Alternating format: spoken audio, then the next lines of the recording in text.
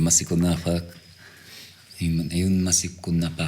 means from the Quero nation in the southern Andes of Peru. It means Ayllu, means family, a human family. Kunapa means to belong, to live, to belong. It's a way of saying humanity is one family, and in that we belong. We belong to ourselves, we belong to each other, we belong to the earth, to the mountains, to all of the elements.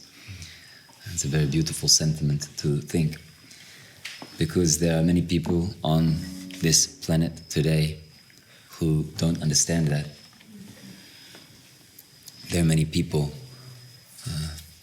who don't feel like they belong here. I feel like this is not their place, this is not their time, this is not their hour, this is not their planet, this is not their home.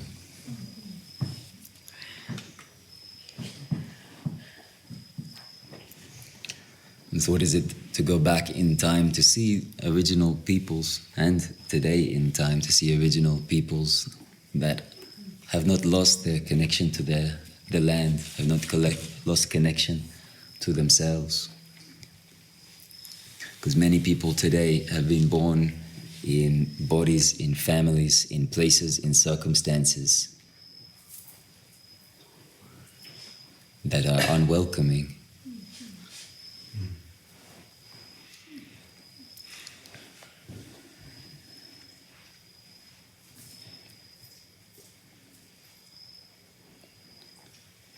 So much so that we forget our nature, because we confuse it with the image that we see on the surface.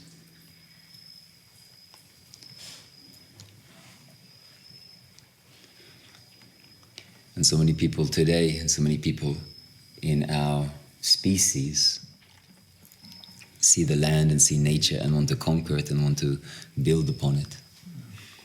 And we're the only species that we know of in the entire galaxy, in the entire universe, that destroys their own habitat,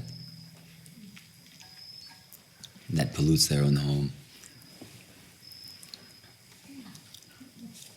And so what does it mean when we fall away from nature? And what does it mean when we forget our own nature? And what does it mean when we confuse nature just to be what we see on the surface? Because what we see on the surface is the form, but the nature is the essence. And to find that essence, we have to find our essence and see the way nature changes. See the way nature changes, grows and evolves and transforms constantly. But if we just hold on to the form, we think it's a certain way and we miss the essence. Because we subscribe to it in a certain way, we believe it to be a certain aspect. We hold it tight and we say that's the way it is. It's materialist, it's rationalist, it's what's right in front of us. But what if we look beyond the form of nature and see its essence and the way it moves and the way it moves us? And then we could say, how far are you from that essence? How far is your essence from the essence of nature? And how far have you moved from that essence? And what is it like to come close to that essence? And what does it mean when that essence is forgotten and taken from us, or lost, or we're born into war zones or conflicts or abusive families or addictive personalities and places and people and habitats and circumstances and all of the stuff that goes on? There's so much shit in the world. But I believe that we are all here because we see that crap and we don't want to eat it. We want to clean it up.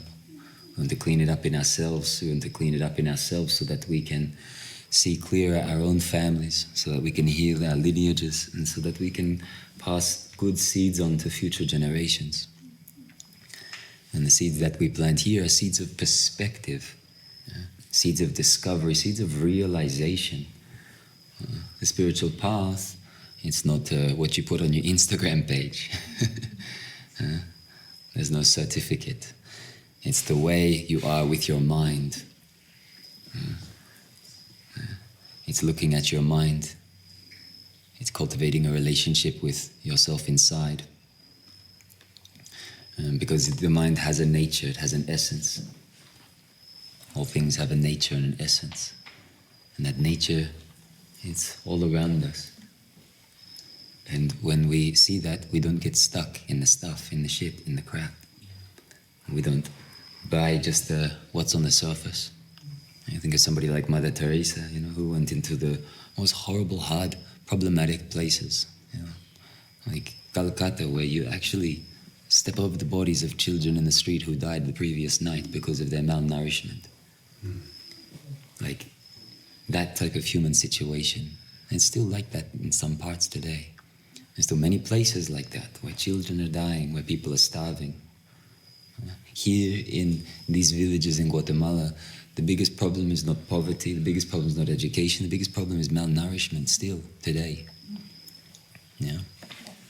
So how do we nourish ourselves? How do we nourish our communities? And what happens when we fall away from the nourishment that the land gives us?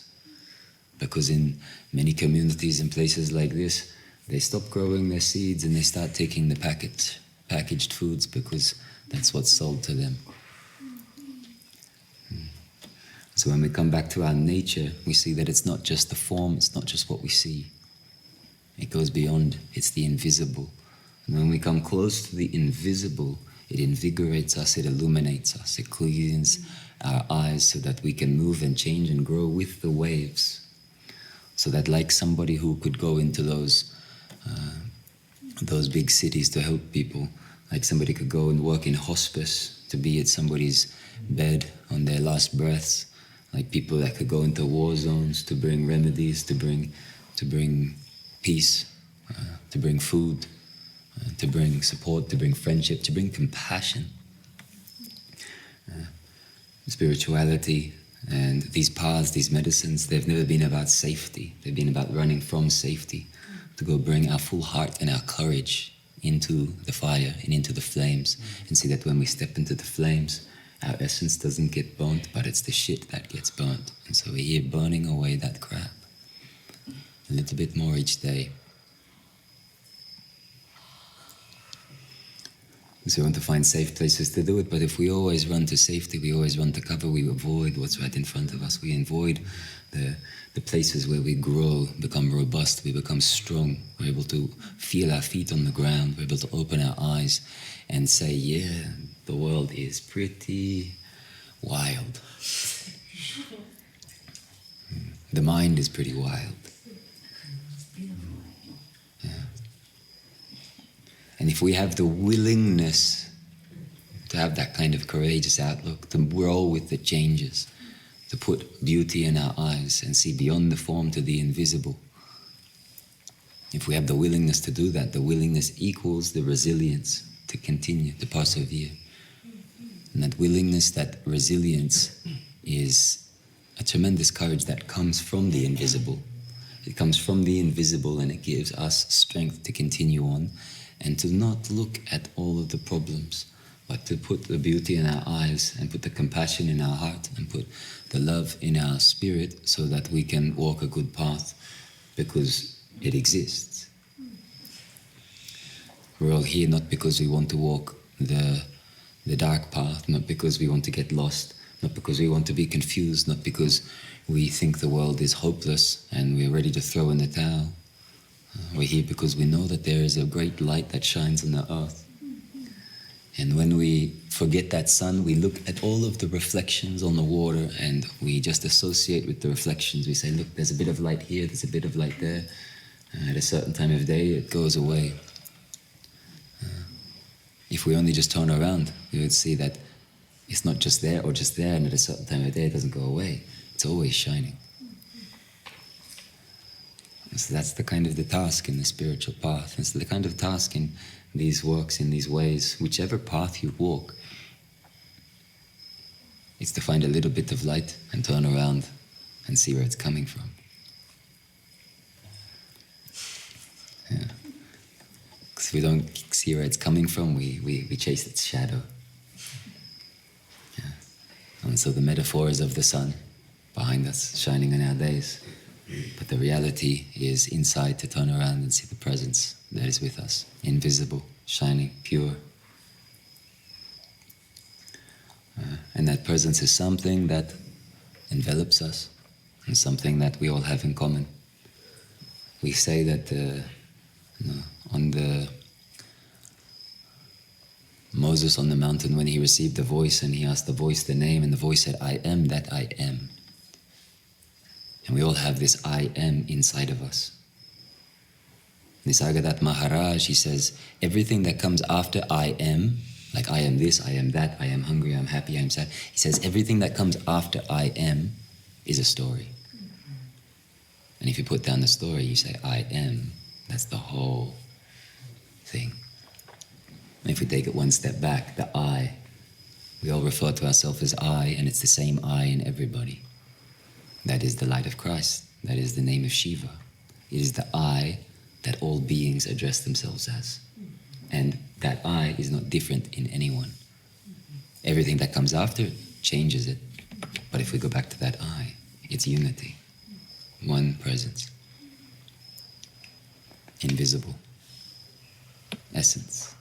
Nature. Ayllu Masikunapa.